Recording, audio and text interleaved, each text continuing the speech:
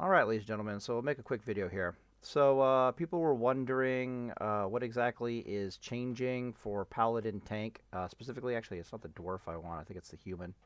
Yeah, definitely not the dwarf. Gear planner, Paladin, Humi. Okay. Um, so a guy basically asked in the comment section, he's saying that Hammer of Righteousness is on a 6-second CD, so does that change the math at all? Just asking how that changes things. So let's look at her really fast. Talents. Purifying Power. So it ends up being Purifying Power to reduce the cooldown of your Hammer of Righteousness. My bad. Your Exorcism by 50%, or to take Hammer of Righteousness instead. So the math, it doesn't change anything in the sense that you still want to wear the exact same gear. You want to still wear as much spell power gear as you can basically get your hands on.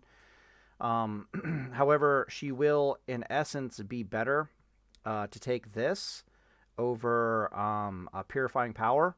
Teriak will possibly disagree or give some pushback on that, simply because Purifying Power allows you to use your Holy Wrath at any target, and being able to do that on an opener is worth more to him at the high-end level than Hammer of Righteousness probably is.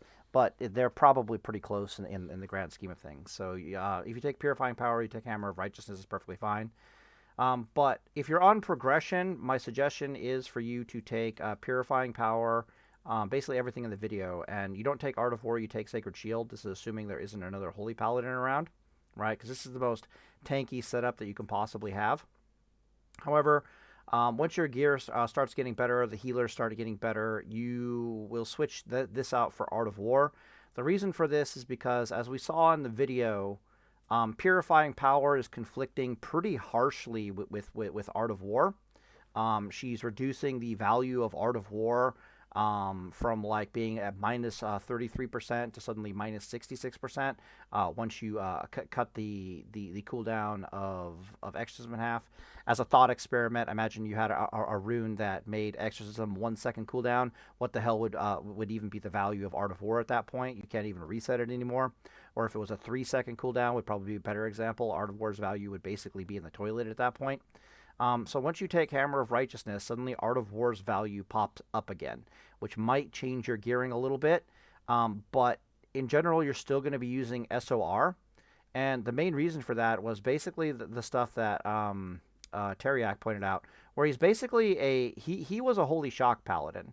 So you put 31 points down here, you pick up Holy Shock, and you put your prerequisite points in here. I think you just put, you don't even take Precision.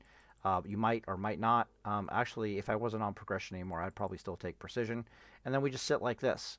Like this would be your level 50 build. Unfortunately, we don't have the extra 3 talent points to get into Improved Righteous Fury, but we're making up for that theoretically with Holy Shock. However, the SOR build would still be just fine. As we saw in the math of the previous video, we were only getting like 12 Holy Shock procs over like 120 seconds of combat with the enemy. And we had to basically take 2/3 of those and chuck them in the trash because of interference with the 7.5 second cooldown and Exorcism. Once you take Hammer of Righteousness, it'll basically double the effect. So you're no longer throwing anywhere near as many in the trash. You'd throw about 1/3 of those in the trash. So you'd end up getting 8 exorcisms worth of damn over the course of 120 seconds of fighting, making Art of War super, super worth it at that point. So this probably becomes the better build if you have decent gear. As far as like weapon choices changing, it becomes much more questionable whether or not you want to use the higher damage, the Sanguine Saber, whether you want to use the Sanguine Saber or not, or the other one that I do believe, the 1.4 speed out of Maradon with like spell power and critical strike on it and stuff. It becomes very nebulous. Which one? Yeah, here it is. Which one of those is better? Yeah, 33 DPS compared to my 18 DPS. It starts becoming a hell of a lot closer which one of these two weapons is better when we are using the hit thing. So use whichever weapon. If I literally did the math, they would probably be identical, or you guys would all be angry at me for once again telling you that Hammer of Righteousness still beats them all out. Like one of those two things is going to happen. So if you want to use the Sanguine Blade, that's perfectly fine. If you want to use whatever the hell this is, the Inventor's Focal Sword, that's perfectly fine. If you stick with just the Hammer of Righteousness, that's perfectly fine. If you're still swinging around a Knightly Longsword, or you're looking at getting like a Hanzo sword, I think I saw Hanzo down here. Forget about all that stuff and get one of the new weapons, or just get yourself a damn Hammer of Righteous Judgment. Is what it is. So yeah, it doesn't really change all that much. The reason why you're still wearing all the same gear in the grand scheme of things is because you're going to be the vast majority of your damage flowing out of you is still spell power based, right? Seal of Righteousness is still spell power based. Exorcisms are still spell power based. Holy Shocks are spell power based. Art of Wars are spell power based. Everything is still spell power based flowing out of you. On progression, you want to be a better tanky boy. So that's why we had this weird split of talents where it's like 11 talents, and then you put in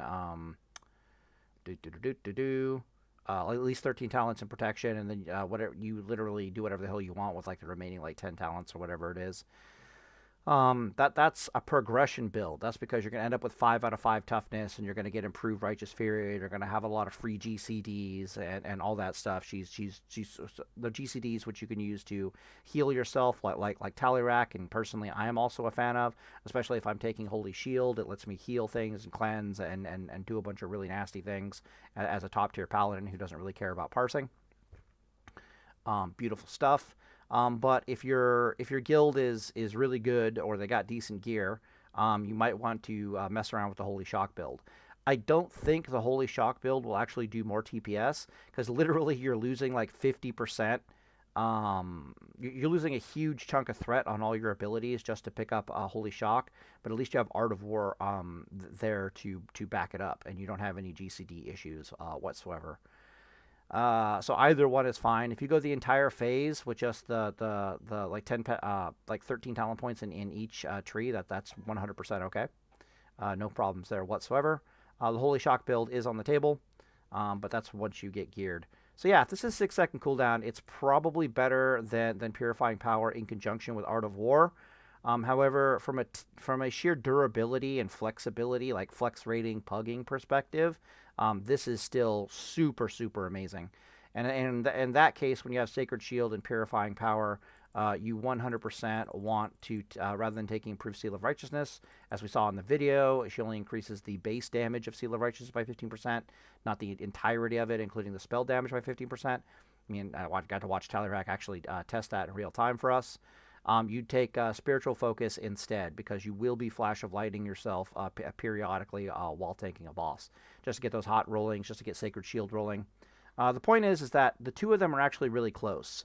The TPS on this build versus the other one with Hammer of Righteousness and Art of War are not that far off. Like literally, you probably have like 5% less TPS with this build, but you're a hell of a lot tankier.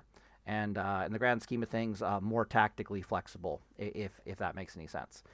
You might be able to eke out some gearing changes, like switch out this piece of gear, switch out that piece of gear, get a little bit more crit in, weave in the Art of War stuff.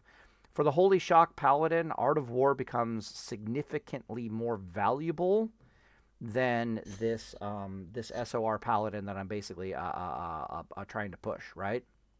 And so when that happens, you could make the argument that the gearing starts changing so that you actually want more critical strike, you want more melee hit, and you want all that stuff, because you can actually, at that point, the Holy Shock version of this, like this build right here, Hammer of Righteousness, and then Art of War with Holy Shock, that build right there is the TPS build for Phase 3, basically, right? You're looking to maximize your TPS on the target. That is the build for you. Your gearing might change slightly because you're really trying to lean into the Art of War. Art of War's value and the crit chance value doubles when you have Holy Shock effectively. But the sad truth is you still don't want to stray too far away from spell power. Because Seal of Righteousness and Judgment of Righteousness are absolutely not fucking around when it comes to spell power.